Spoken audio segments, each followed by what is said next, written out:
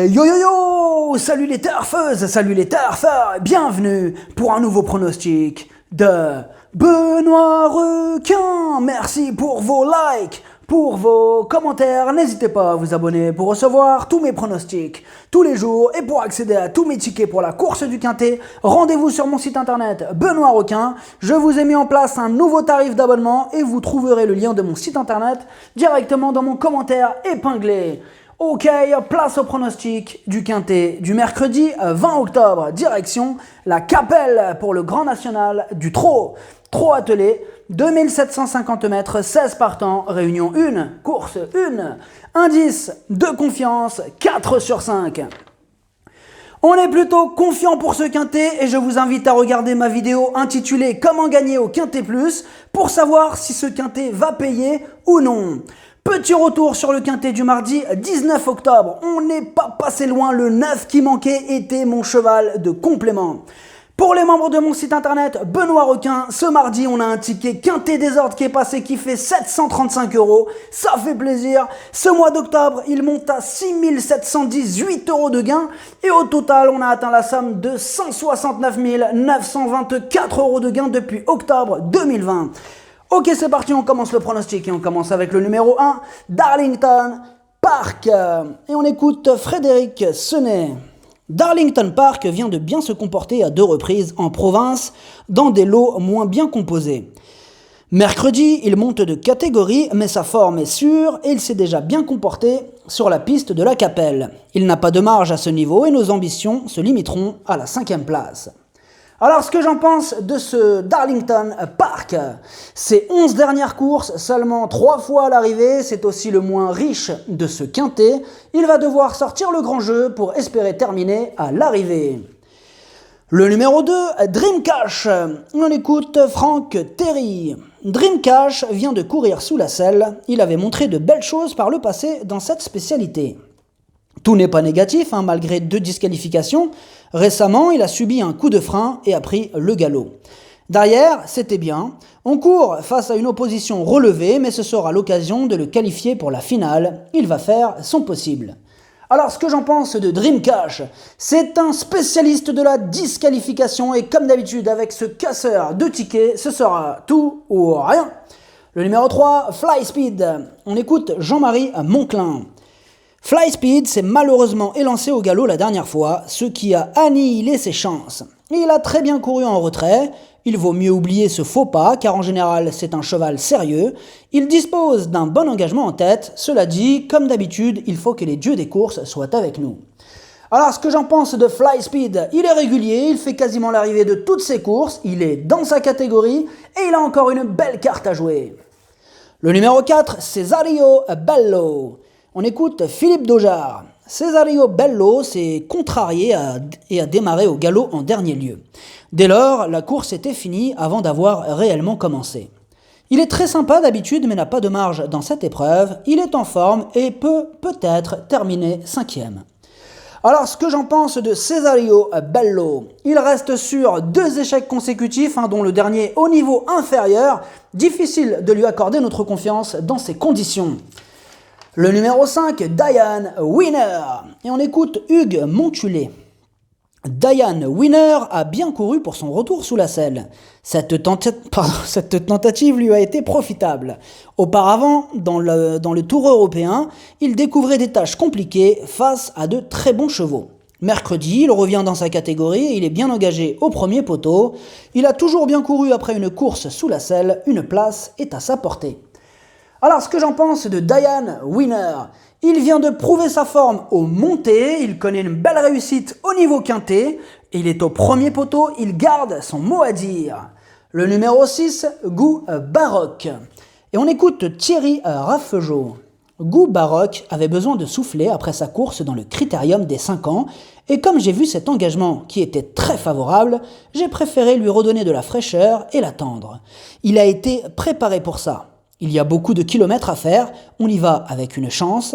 S'il n'y a pas de train, il peut aller devant. J'espère le voir dans les 3 premiers.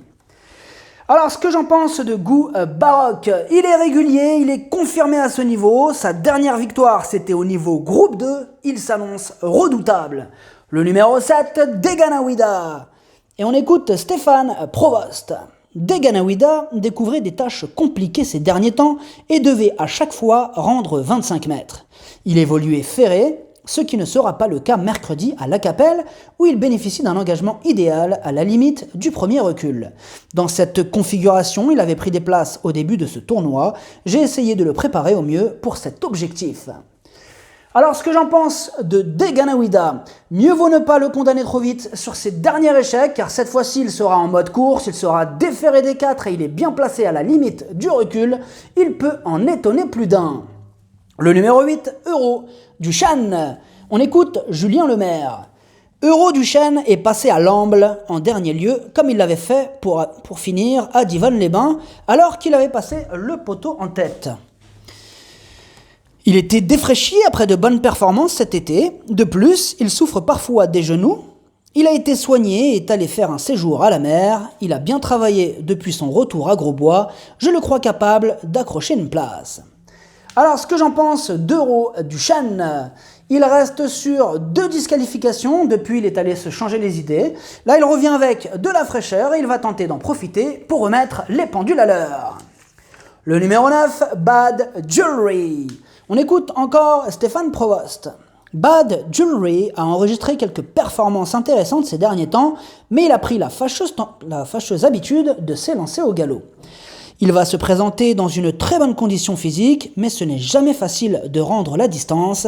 Face à une telle opposition, seule une petite allocation est envisageable. Alors, ce que j'en pense de Bad Jewelry, sa marge se réduit à ce niveau et il va devoir rendre 25 mètres. Il guettera la moindre défaillance des chevaux en vue, mais il a sa place dans un champ réduit. Le numéro 10, Crack Money. On écoute Patrick Terry. Crack Money a pleinement répondu à mon attente à Argentan, où il a réalisé un bon effort. Il s'est retrouvé un peu loin au dernier kilomètre, sans quoi il aurait terminé plus près des premiers. Il a pleinement récupéré. Je ne le défère que des postérieurs cette fois. Il le sera des 4 pieds pour le Grand Prix de Lyon à la fin du mois. Ici, il visera une place. Alors, ce que j'en pense de Crack Money, c'est l'actuel leader du classement de ce Grand National du Trot, mais il a une course dans son objectif prochainement et on peut craindre que son jockey ait reçu la consigne de ne pas trop le fatiguer avant le jour J. Néanmoins, sur sa classe, il a les moyens de se mêler à l'emballage final. Le numéro 11, Delfino. On écoute Mathieu Mottier. Delfino évolue en très bonne condition physique. J'ai attendu cet engagement sur une piste qui devrait parfaitement lui convenir. Courir de façon espacée et volontaire, il est prêt à fournir sa meilleure valeur. Je le défère des 4 pieds à nouveau. Il faudra faire le tour de Flyspeed et Goubaroc notamment, mais il est compétitif pour la victoire. Alors, ce que j'en pense de Delfino, c'est un excellent élément. Il a remporté sa dernière course et sera déféré des 4 pour cette course qui figure à son tableau de chasse. Il va en faire souffrir plus d'un sur sa route. Le numéro 12, B1 des Tirons. On écoute Philippe Daujar. B1 des Tirons a fait de son mieux en dernier lieu après avoir dû faire un tour le nez au vent. Il n'a pas déposé les armes, c'est un cheval très courageux. Comme il a 10 ans, je n'ai pas trop le choix des engagements. Aux 25 mètres, c'est plus compliqué, mais il va encore donner le meilleur de lui-même. J'en attends une bonne prestation. Alors, ce que j'en pense de B1 des Tirons, c'est un bon élément, mais il va devoir rendre la distance et il garde ses chaussures. Et dans ces conditions, il aura fort à faire. Néanmoins, si l'occasion se présente et avec l'aide d'un bon parcours, il fait partie des possibles troubles-fêtes de ce grand national du trot. Le numéro 13, Frick du Chêne. On écoute Julien Lemaire. Frick du Chêne avait hérité d'un numéro en dehors en Italie dans sa batterie, mais il n'a pas démérité. Dans la consolante, il a constamment trotté le nez au vent et s'est désuni à mi-ligne droite. Il a repris de la fraîcheur depuis. C'est difficile de le juger à l'entraînement. J'espère qu'il sera en mesure de finir aussi vite qu'à Pornichet, où il rendait 50 mètres. Alors, ce que j'en pense de Frick du Chêne, il court au plus haut niveau, comme pour sa 3e place, dans un groupe 3, face au champion FaceTime Bourbon. Là, il est déféré des 4 pour l'occasion, il est confié à Gabriel Gélormini, il peut faire mal. Le numéro 14, Eros du Chêne. Et on écoute encore Julien Lemaire. Eros du Chêne a dû être arrêté. Il a ensuite effectué la monte avant d'être préparé à la mer. Il n'a pas démérité pour sa rentrée à Laval où il était ferré et sans artifice. Il sera cette fois pieds nus. Il est moins affûté que mes autres pensionnaires, mais cette sortie sur une piste sélective va l'ouvrir. Une petite allocation me satisferait. Alors, ce que j'en pense d'Eros Duchesne, il vient de terminer 8e le jour de sa rentrée, il devrait faire afficher des progrès sur cette sortie, il sera aussi pieds nus pour l'occasion, on doit lui accorder une note de méfiance.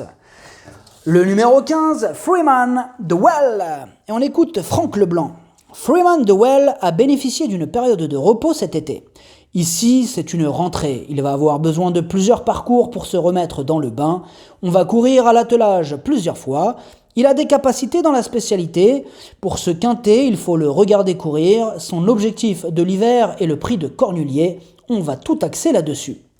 Alors, ce que j'en pense de Freeman de Well, c'est un crack. Il a remporté ses 4 dernières courses, mais on le préfère au trot monté et d'autres chevaux passeront en priorité. Le numéro 16, Fado Duchesne. On écoute Julien Lemaire. Fado Duchesne avait mal couru lors de son unique sortie à l'attelage. Il a gagné en maniabilité depuis.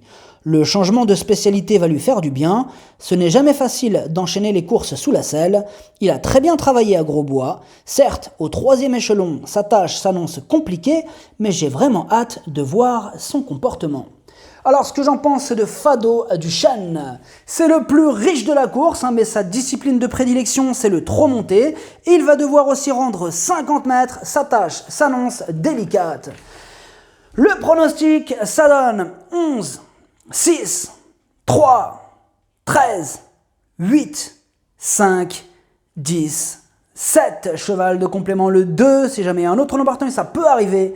Le 12. Merci d'avoir suivi cette vidéo. N'hésitez pas à vous abonner pour recevoir tous mes pronostics tous les jours et pour accéder à tous mes tickets pour la course du Quintet. Rendez-vous sur mon site internet Benoît Requin et venez profiter du nouveau tarif que je vous ai mis en place. À jouer avec modération. Bonne chance. Chopez-le moi. Ciao.